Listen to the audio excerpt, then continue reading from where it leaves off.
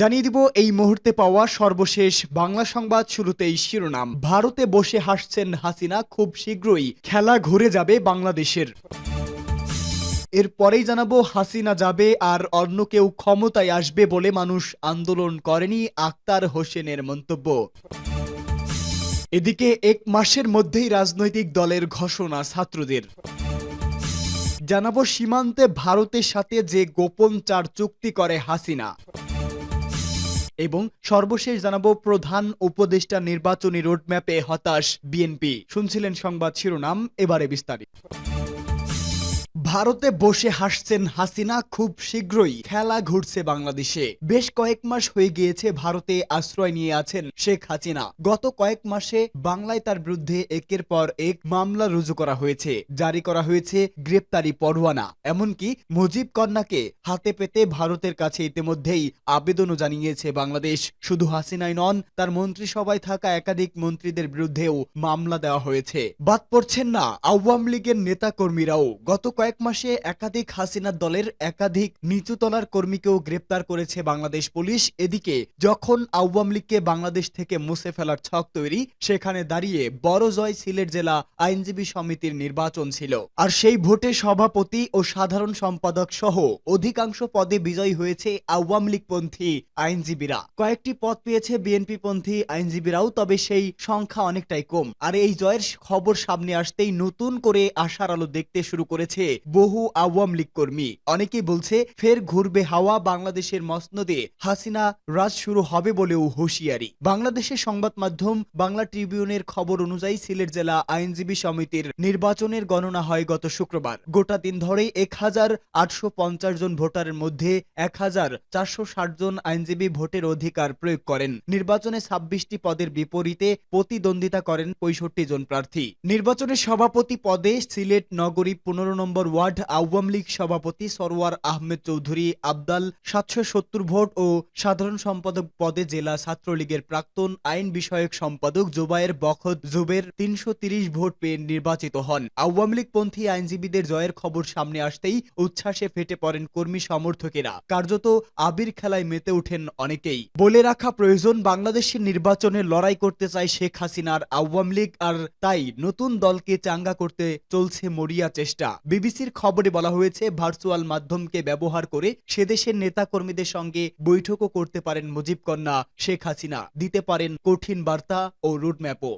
হাসিনা যাবে আর অন্য কেউ ক্ষমতায় আসবে বলে মানুষ আন্দোলন করেনি বলে আক্তার হোসেনের মন্তব্য।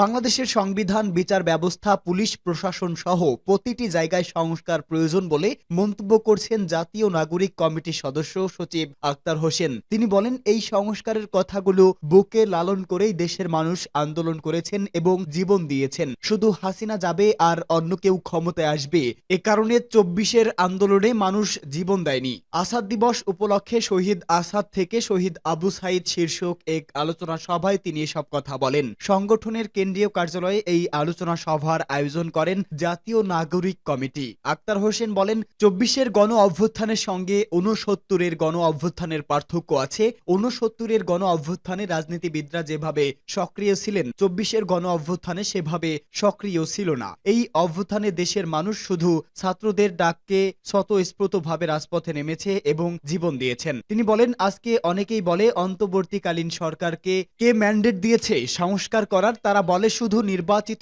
সরকারি সংস্কার করতে পারে। আমরা বলতে চাই, বিগত দিনে আপনারা যখন ক্ষমতায় এসেছিলেন, কত শতাংশ মানুষের ম্যান্ডেট নিয়ে ক্ষমতা এসেছিলেন, কত মানুষের সমর্থন পেয়েছিলেন। আপনাদের বুঝতে হবে, এই সরকার দেশের সর্বস্তরের মানুষের ম্যান্ডেট নিয়ে সরকারের দায়িত্ব নিয়েছে।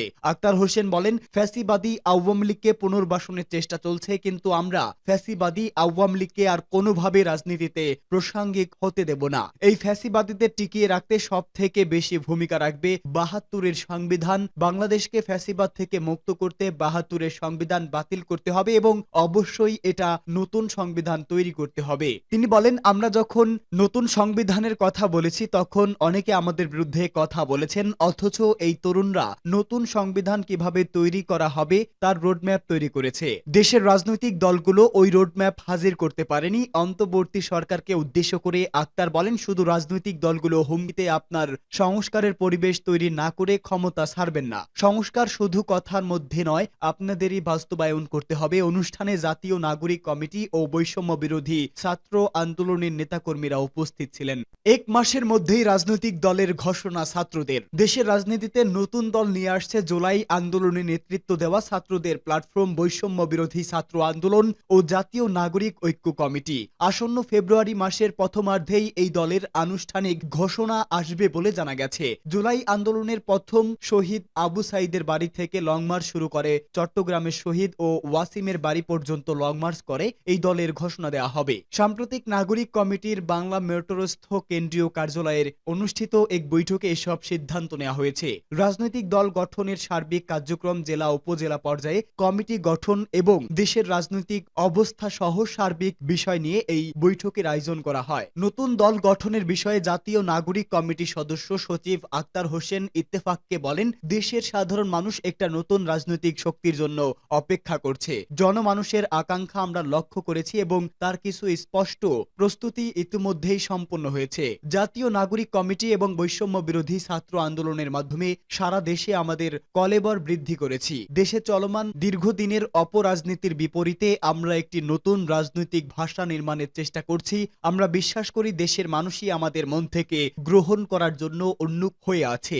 আশা করি ফেব্রুয়ারির মধ্যেই এই দলের আত্মপ্রকাশ ঘটবে। বৈঠক সূত্রে জানা গেছে, দ্রুততম সময়ের মধ্যে সারা দেশে নাগরিক কমিটির জেলা ও উপজেলা কমিটি শেষ করেই এই দলের ঘোষণা দেওয়া হবে।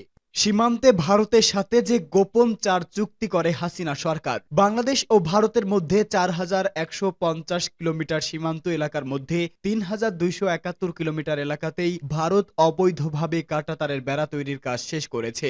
ভারত অত্যন্ত গোপনে 2010 সালে শুরু করে 2024 সালে শেখ হাসিনার পতনের আগ মুহূর্ত পর্যন্ত এই বেড়া নির্মাণের কাজ করে। এমনই এক চাঞ্চল্যকর তথ্য উঠে এসেছে আমার দেশের প্রতিবেদনে। সীমান্ত ইস্যুতে ভারতকে অন্যায্য সুবিধা দিয়ে শেখ হাসিনা 4টি চুক্তি করেছিল বলে স্বরাষ্ট্র মন্ত্রণালয়ের একজন ঊর্ধ্বতন কর্মকর্তার বরাত দিয়ে তথ্য তুলে ধরেছেন সংবাদ মাধ্যমটি। তিনি বলেন, অন্তর্বর্তী সরকারের সময় গত কয়েক মাস ভারত চুপ থেকে অবশিষ্ট 885 কিলোমিটার এলাকায় কাঁটাতারের বেড়া নির্মাণের সর্বশক্তি প্রয়োগ করেছে। বিজিবি বাধা দিতে গেলে ভারতীয় সীমান্তরক্ষী বাহিনী শেখ হাসিনার আমলের চুক্তিগুলোর রেফারেন্স দিচ্ছে। সীমান্ত ইস্যুতে গোপন এই চুক্তিগুলোর বিষয়ে স্বরাষ্ট্র উপদেষ্টা লেফটেন্যান্ট জেনারেল মোহাম্মদ জাহাঙ্গীর আলম চৌধুরীর দৃষ্টি আকর্ষণ করা হলে সাংবাদিকদের তিনি বলেন, সীমান্তে শূন্যরেখার ভেতরে অবৈধভাবে কাঁটাতারের বেড়া নির্মাণের জন্য 2010 সালে শেখ হাসিনা ভারতের প্রস্তাবে সম্মতি দিয়েছে। পরবর্তী সময়ে ভারত ও বাংলাদেশ এ বিষয়ে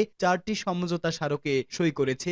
অসম এই চুক্তি বাতিল করার জন্য আমরা ভারতীয় কর্তৃপক্ষকে চিঠি দেওয়ার সিদ্ধান্ত নিয়েছি। উপদেষ্টা জানান, বাংলাদেশ ভারত যুগ্ম সীমান্ত নির্দেশাবলী 1975 অনুযায়ী উভয় দেশের শূন্যরেখার 150 গজের মধ্যে প্রতিরক্ষা বদলিত যে কোনো কাজ সম্পন্নেরই বিষয়ে সুস্পষ্ট নিষেধাজ্ঞা রয়েছে। এছাড়া উভয় দেশের প্রয়োজনে শূন্যরেখা থেকে 150 গজের মধ্যে যে কোনো উন্নয়নমূলক কাজ করার ক্ষেত্রে একে অপরের সম্মতি নেওয়ার বাধ্যবাধকতাও রয়েছে। 2010 সালের পর বাংলাদেশ এবং ভারতের মধ্যে বিদ্যমান 4150 কিলোমিটার সীমান্তের মধ্যে 3201 কিলোমিটার এলাকায় ভারত সব নিয়ম নীতি লঙ্ঘন করে কাঁটাতারের বেড়া নির্মাণ করেছে। এখন বাকি 885 কিলোমিটার এলাকায় কাঁটাতারের বেড়া নির্মাণে ভারত চেষ্টা চালিয়ে যাচ্ছে। আমরা এটা কোনোভাবেই করতে দেব না। প্রতিনিয়ত প্রতিটি এলাকায় আমরা নজরদারিতে রেখেছি বলেও জানান উপদেষ্টা। প্রধান উপদেষ্টার নির্বাচনী রোডম্যাপে হতাশ বিএনপি। নির্বাচনী রোডম্যাপ নিয়ে অন্তর্বর্তী সরকারের প্রধান উপদেষ্টা ডক্টর ইউনূসের দেওয়া বক্তব্যে হতাশ বিএনপি, এমনকি দলটির মহাসচিব মির্জা ফখরুল ইসলাম আলমগীর। তিনি বলেছেন, গত 16 ডিসেম্বর বিজয় দিবসে প্রধান উপদেষ্টা ডক্টর মোহাম্মদ ইউনূস জাতির উদ্দেশ্যে যে ভাষণ দিয়েছে তা নিয়ে বিএনপির স্থায়ী ও জাতীয় কমিটির সভায় বিস্তারিত আলোচনা হয় এবং পরবর্তীতে প্রধান উপদেষ্টার প্রেস সচিব সংবাদ সম্মেলনের মাধ্যমে উপদেষ্টার ভাষণের যে ব্যাখ্যা দেন তা নিয়েও আলোচনা হয়। সভা মনে করে প্রফেসর ডক্টর মোহাম্মদ ইউনূসের ভাষণে নির্বাচন সংক্রান্ত বক্তব্য অস্পষ্ট। বিএনপি জাতীয় স্থায়ী কমিটির সভার সিদ্ধান্ত জানতে গুলশানের দলটির চেয়ারপারসনের রাজনৈতিক কার্যালয়ে আয়োজিত সংবাদ সম্মেলনে মির্জা ফখরুল এসব কথা বলেন। সংবাদ সম্মেলনে বিএনপির স্থায়ী কমিটির সদস্য সালাউদ্দিন আহমেদ উপস্থিত ছিলেন। বিএনপির ভারপ্রাপ্ত চেয়ারম্যান তারেক রহমানের সভাপতিত্বে বুধবার বিএনপির স্থায়ী কমিটির সভা অনুষ্ঠিত হয়। এতে উপস্থিত ছিলেন স্থায়ী কমিটির সদস্য ডক্টর খন্দকার মোশাররফ হোসেন, মির্জা আব্বাস, গয়েশ্বরচন্দ্র রায়, ডক্টর আব্দুল মঈন খান, মির্জা ফখরুল ইসলাম আলমগীর, আমির খসরু মাহমুদ চৌধুরী, সালাউদ্দিন আহমেদ, বেগম সেলিনা এফ রহমান, হাফিজ উদ্দিন আহমেদ, অধ্যাপক ডক্টর এজেটেম জাহিদ হোসেন সহ আরো অনেকেই।